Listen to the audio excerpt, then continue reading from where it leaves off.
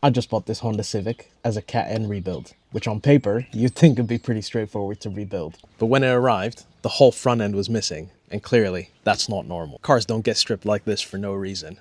So if there's more going on here than expected, this build stops before it even starts. Right now, I don't even know where the front end of this car is. It might be in the boot, it might not. The interior, though, is looking pretty clean.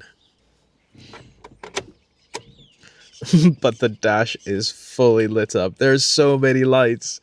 Oh, now that could be because the front end is missing, but I am worried that there could be a serious problem with this car. But we'll have to figure that out. Only time will tell. No way.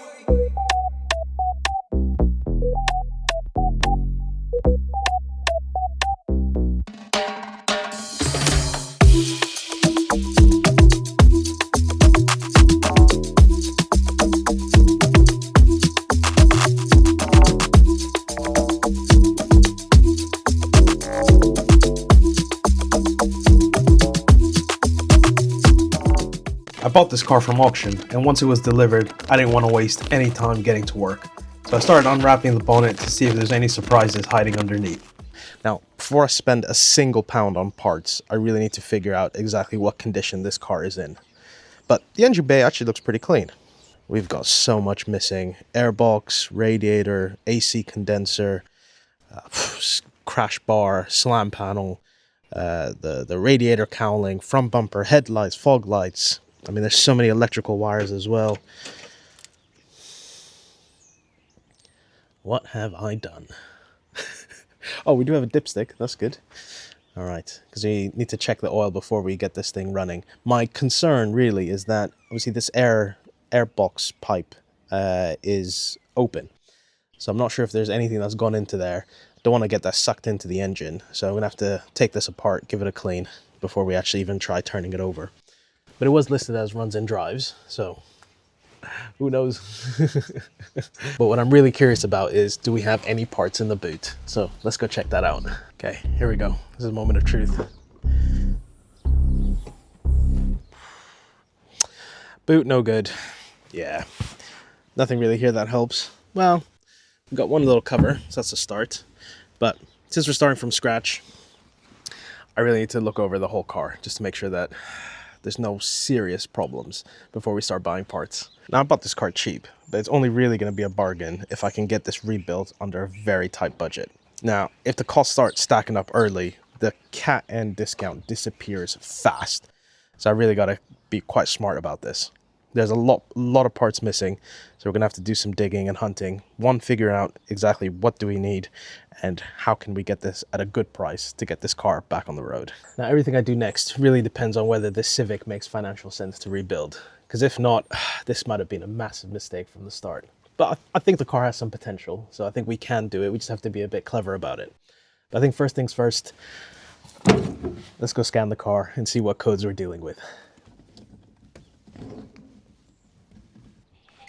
So unsurprisingly, there are a lot of faults. The biggest concern is obviously there's quite a few in the engine section, but you got parking sensors, body electrical, driver support. So I think that's all because the front end is missing. But if we take a look at the engine, hopefully there's nothing too serious, and it's just because a lot of parts are not bolted on. So MAF sensor, turbocharger underboost, okay. Radiator fan, yeah, that's missing. MAF sensor is missing. All right, okay. That's not looking too bad. Right, so I scanned the car. Luckily, it's not as bad as I thought. I think it's just because the whole front end is missing, so the car does not like it. But I found something else, which is quite handy. So we didn't walk away, or we didn't buy the car with no parts. Did find a nice little box of all sorts of random bolts. Yay! That's going to be fun to try and figure out what goes where. But I have got a handy manual. So I did manage to find myself a workshop manual just to make sure that we do everything correct. You know, my first impressions of the car, it does look clean, but there's something a bit suspicious, a bit just doesn't sit quite right, because I've been looking a bit closer at the front end and it looks like it was taken apart as opposed to ripped apart. I'm not 100% sure if this car was actually in a crash. There doesn't really look to be any evidence You know, in previous cars, it would be like slightly broken pieces of plastic, you know, things that have been bent or damaged in some way. But this looks like it has been carefully taken apart, which makes me wonder, even though there aren't, you know, too crazy of sort of error codes on the dash or, you know, when we scan the car, why was it at auction?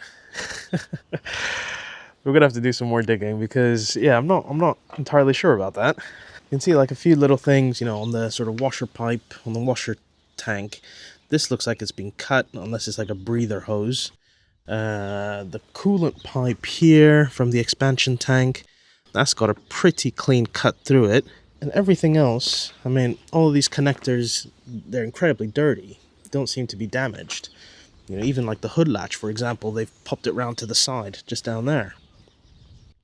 Now, it is quite dirty, it's quite muddy. My biggest fear is that this car hasn't been flooded. The inside, it doesn't smell rank. You know, it's quite dry. There's a little bit of water in the boot, but I don't know. This is a weird one. I don't know. Drop a comment down below if you guys think, if you know what might be going on with this, or, you know, specific things I should be looking out for. I don't think it's a flooded car. At least it hasn't been hydro-locked, because it, you know, does run and drive. But yeah, it's a bit weird. It's a bit weird, this one. But let's keep digging, and hopefully we'll find some answers. All right, so when I was in the car earlier, I accidentally turned the car on. So I know the engine at least cranks over. It does start, but I think that one of the major things we need to check is there any oil in this engine? Now, my theory that this car was flooded is dwindling away, I think, because in a flooded car, engine should be hydro-locked. Luckily, it turns over and it does start, so that's a good sign. But we do need to check to see if there is any oil. And that's looking pretty good. If you can make that out. It's got quite a bit. All right, let's give that a wipe. All right, let's pop it in and check again.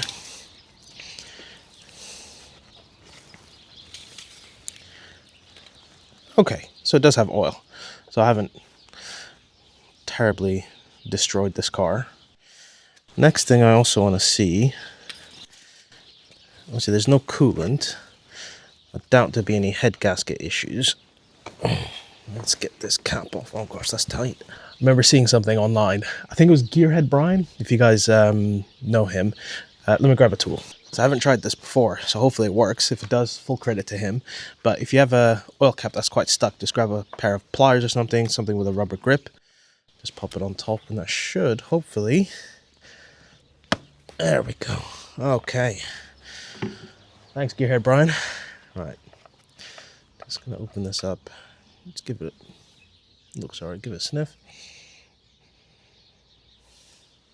I think it smells like engine oil. Doesn't smell like fuel. That's good. It's not milky as well, so that's a good sign. It looks like just plain oil. Next thing I'm going to do, I'm going to jack up the car, put it on all the jack stands. I did get stung a little bit last time on the last car. I need to inspect the wheels, suspension, everything, undercarriage. So let's get the car up on its stands and take a look underneath. So Christmas is just gone, and I think my brother got tired of seeing me lying on cardboard floors on this ground. So he kindly got me a little trolley. So let's give this a try. Thanks, bro. Can't really see very far, so might have to be on each axle at a time. So you guys have seen me do this plenty of times on this channel, jacking cars up, taking off the wheels, and with the beauty of video editing, so cars up on all the axle stands. That wasn't too hard. Next up, let's take these tires off and then take a look around.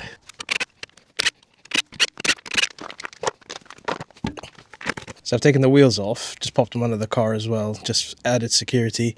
Just going to go around each four corners, just having a look at the suspension. So front right, you know, it's actually not looking too bad. It's obviously the brake discs and pads. They have a little bit of wear, but I think I will measure it. But I think there is still enough life left in there. And, you know, we've got quite a few things. So your shock absorbers, drop links, we had to change those on the last one. Those look pretty tight, so that's fine. You know, drive shaft is moving okay. Doesn't look like there's any play in the anti-roll bar. And then sort of lower control arms, everything seems okay. Springs, intact. This car is very muddy under here. Now, I'm not really sure exactly what's happened to this car, but either it's been off-roading. I mean, this isn't the typical car to do that, but there's a lot of mud everywhere. But your boot is still intact, and everything up there looks to be okay. I think the first corner is okay, so I'm just going to go around all of them. If I find anything, I'll let you guys know. So I managed to take the undercarriage off. These are the skid plates. There's two of them. One was a bit of a headache, but I'll tell you why. So I got one over there, and then on the car itself. So as I was taking this off, there's one bolt just there that's spinning, and then right nearby where the jack is, the other bolt there snapped. So that's nice. Real nice. But it's okay. The main thing was just to check the undercarriage, make sure there's no oil leaks or anything like that. So let's take a look. When I was removing the under tray of the car, as I said earlier, I managed to snap a bolt, unfortunately. Now, it's not the first time that's happened. I have snapped bolts before, but I've never really taken them off before myself. So I got a little kit, which hopefully should help. Yeah, so I'm going to use some of those drill bits to try and drill a hole through, and then use an extractor bolt to try and get that bolt out. It's not a big deal, but I figure this is a good time to learn, make sure I know how to do this, because I'm sure this is not going to be the last time. The snap bolt is just in there. It's going to be a bit hard to see or film. There we go.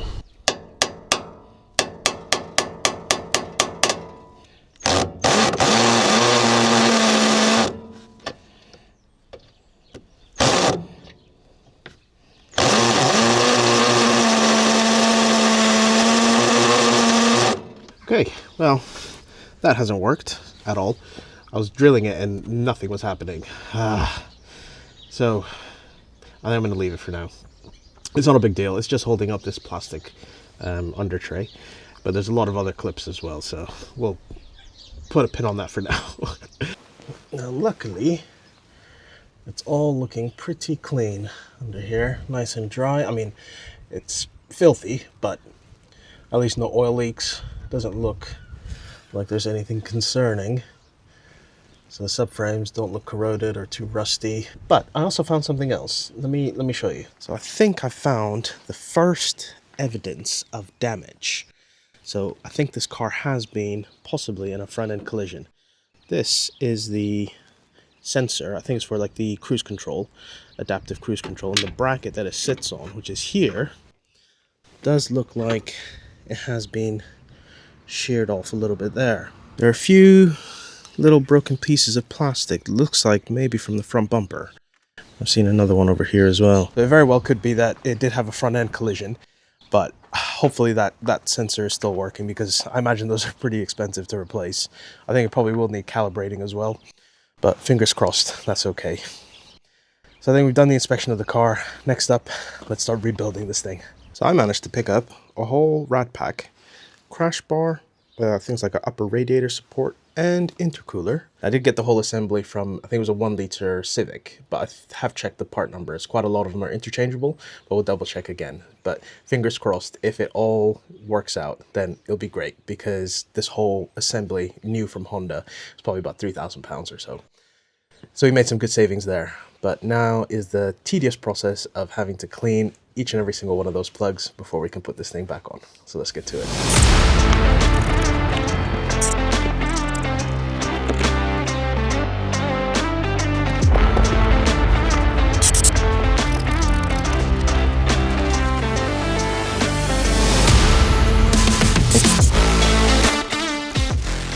I thought it would be a good idea to take apart the second-hand rad pack I picked up, just to make sure that I can inspect all the components, but also to figure out how this car goes back together, as I wasn't the one who took it apart.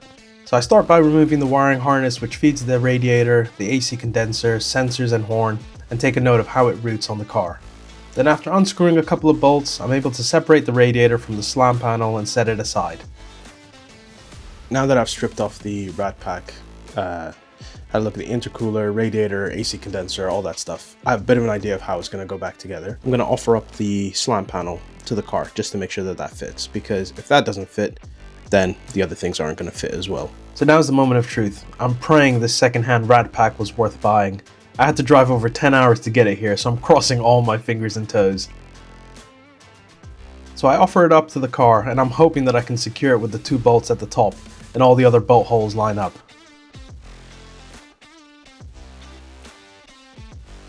Yeah, this lines up.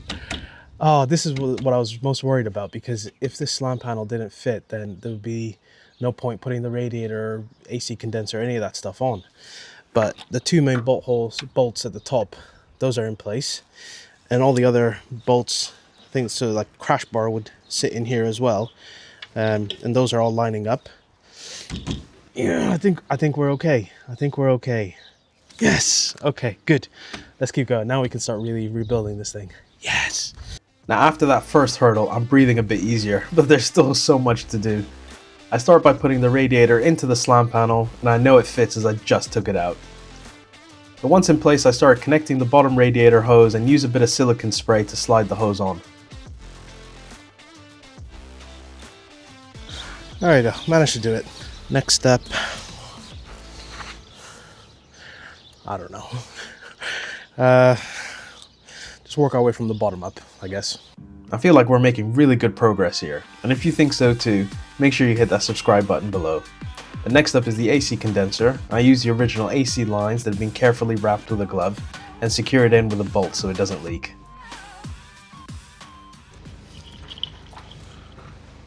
Hey mate! Oh, busy. Busy. Busy YouTube. Yeah, busy you too. So tonight running, eh? No, not quite. There's two main things. So even though I got a intercooler, Yeah. it has this pipe, but it's missing on one side.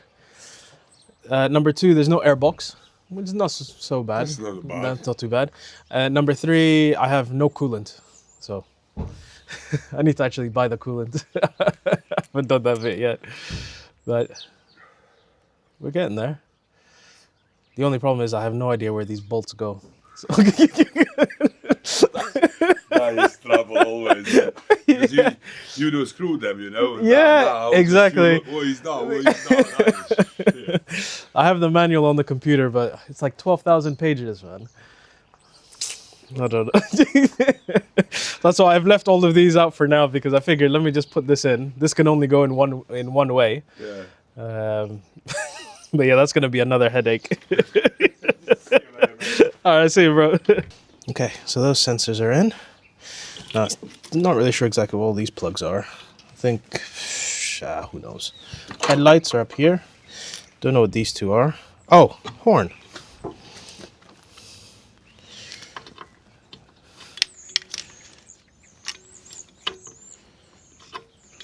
Maybe. Yeah. So next up, I'm just gonna put some bolts through the slant panel into the sort of reinforcement bar. So there's two bolts. There's one down there and the other one just over there.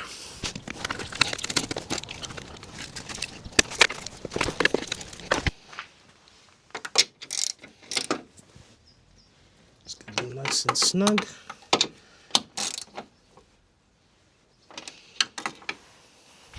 Alright, now that I've put on the AC condenser, radiator, the slant panels on as well, I'm going to put the front crash bar, because I think that'll help mount whatever's left onto the car. So let's do that next.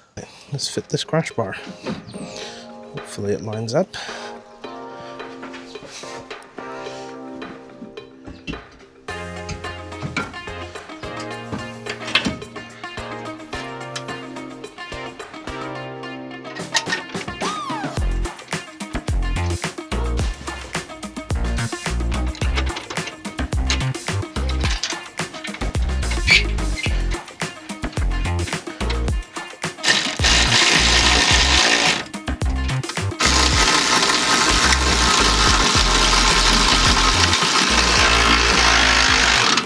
Look at that, fits like a glove. Now, I've only just put one bolt in, got 3 more to go on each side, but all those holes are lining up pretty spot on. This side, oh, where's the other two? Oh, just behind those connectors. That's good. So I think this unit was paid off, getting this used rad pack and slant panel. So let's keep bolting everything up. We're losing a bit of sunlight, so I'll crack on as quick as I can. So in the meantime, while I try and figure out how to secure this radiator housing, well, the radiator and AC condenser properly, I want to make some more progress. So I'm just gonna fit the intercooler, which I've got right here. Now the issue is there is tubing, it's enough on this side, but I am missing like a U-pipe bend on the other side. So still can't run the car, unfortunately. I don't think we'll be able to make it today. But at least I'm just going to marry this up and get it put into the right place. Oh, let's take that one.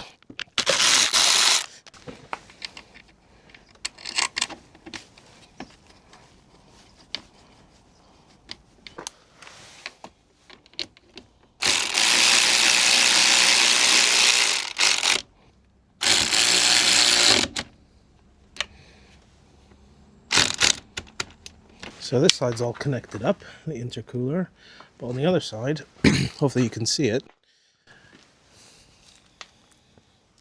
Oh, maybe not. Oh, right, so just there where that glove is, just covering the lower part of the pipe, I need a connector pipe from there all the way to this one. So as I was going through my box of bolts, I managed to find what I think are the radiator brackets to hold it in place. I think it's these. So I'm going to put it onto the car because I'm hoping, if that's the case, because remember, this is way too wobbly. It needs something to secure it. I think it should be these. Oh, yes. Yes, I think those are exactly it. Right, now I just need to find the bolts to put it into here, because that should make things a lot more secure. That's really helpful because I actually was planning on buying some brackets as well. So luckily I don't need to do that. So let me find some bolts. Everything is scattered everywhere. I'm not sure. It might be these. Could be these. I don't know. I'll cross-check, sort of cross-reference it with the manual as well, and just to see, because there's just so much crap everywhere. I've really lucked out because I did manage to find the bolts.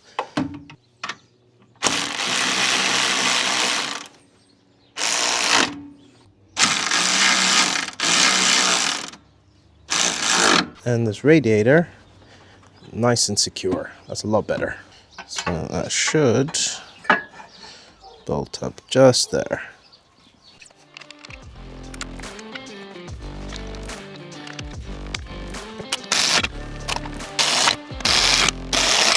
There we go.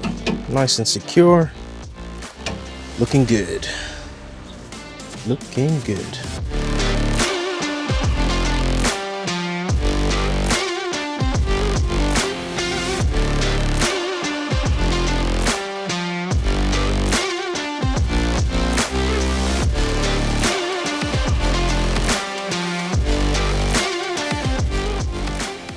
So I think I've done as much as I can for today, because I've used all the parts that I've got. Now I'm going to tell you how much I spent on this car. For this, I paid £4,100, and I've given myself the very tight budget of £3,000 to get this car fixed. Now I've already paid some money to get the rad pack, so the whole rad pack slam panel, that was 600 quid.